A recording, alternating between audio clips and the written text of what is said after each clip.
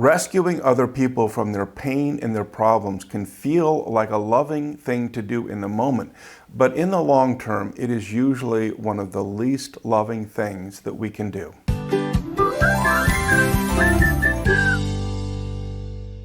Hi everybody, this is Greg from Heart Tools, where we make it simple to build great relationships. And in our previous videos on staying out of the rescuer role of the triangle, we noted that the problems that people have in life are generally the problems that they need to have, because problems are not our obstacles to success in life. Problems are the stepping stones to success in life. In the same way, the conflicts that people have in life are the conflicts that they need to learn how to have and how to resolve, how to work through in life, because again, that is one of the ways that people become strong. And when we rescue people from their problems or their conflicts, we create a triangle where the person we rescue becomes the victim. And I'm going to put another word in here this week. The person that we rescue becomes dependent. Instead of becoming a strong, powerful person, they become dependent on us to continue to resolve that problem or to continue to resolve that conflict, because problems don't go away until the person who owns the problem solves the problem. That's when they disappear. So the problem stays, and the person becomes less powerful and they become dependent on us. Now, in our last video on staying out of the rescuer role, we talked about the best way to keep from rescuing people is, instead of rescuing them, empathize with how hard it is for them to be going through the problem they're going through, because it is difficult, and it was difficult for us when we faced the same problem. Empathize with them and encourage them. Tell them that you believe that they are strong enough and capable enough to resolve this problem. And what I want to do in this video is outline some of the many ways that we rescue people without even being aware of it. And I got this list, by the way, from Melody Beattie's classic work, Codependent No More. But what I want you to pay attention to is how, when we rescue people from things that they ought to be doing for themselves, how we are robbing them of an opportunity to become stronger and more independent, and how we make them dependent on us, and how that's really not a loving thing to do. One of the ways we rescue people is by fixing their feelings. And so if someone gets angry, it's our job to calm them down.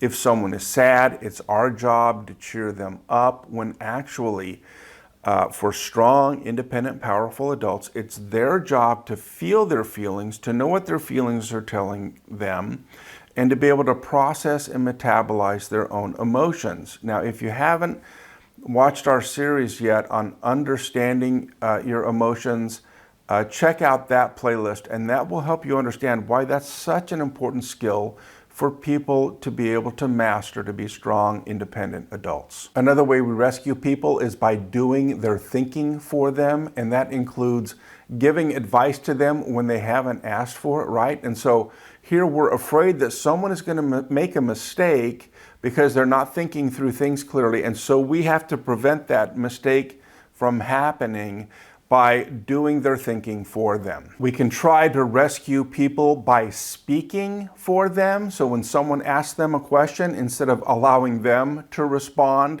we jump in and say what that person is thinking. We can rescue people by suffering their consequences for them. So if they overspend their money and they don't have enough to pay the electrical bill, there's some consequences for that irresponsible behavior, but we want to rescue people from the pain of suffering consequences, and so we go ahead and pay that bill for them. That's rescuing behavior. We can rescue people by solving their problems for them. So as we notice they have a problem, or as they're talking about a problem, we have already identified and defined what the problem is. We've created a strategy to solve the problem. We've identified resources that they need to get to solve the problem, and they may not have asked us to help with the problem. They may not want our help with the problem. They just may want us to know what the problem is. And solving problems, solving our own problems, is something that strong, powerful adults do for themselves. We can rescue people by meeting their needs before they've asked that we meet them and before we've agreed to meet them. We'll talk more about this when we get to stage 2 of relationship building, but part of being adult is being aware of what my needs are and being able to get my own needs met, to be able to ask this person to meet the need instead of this person. Those are choices that I get to make as a strong, powerful adult. Just because you see someone has a need doesn't mean that it's a good thing for you to meet that need. If you do it before you're asked or before you want to, it's rescuing behavior. Another way we rescue is by consistently giving more than we receive in a situation. Now, there are seasons in relationships where you give more than you receive. But if that is consistent across time, then it is because you have come to think of yourself as the strong person in the relationship and the other person as the weak person in the relationship. And that's always going to end up creating a triangle. Saying yes when we really want to say no and doing something that we really don't want to do is also a rescuing behavior, and it's kind of rooted in this idea that this other person isn't strong enough to hear my no. My no is going to crush them, so I have to do this thing that I really don't want to do, and by the way, I'll end up resenting them and feeling exhausted, and I'll exist in a triangle with them. That's also rescuing behavior. Putting more interest or activity in a joint effort than the other person does is also rescuing behavior. When two strong, powerful adults are doing something together, they share the burden equally. Doing more than a fair share of work when our help is requested is also rescuing behavior. It is one thing to say yes to helping your children with their homework. It's another thing to do their homework for them.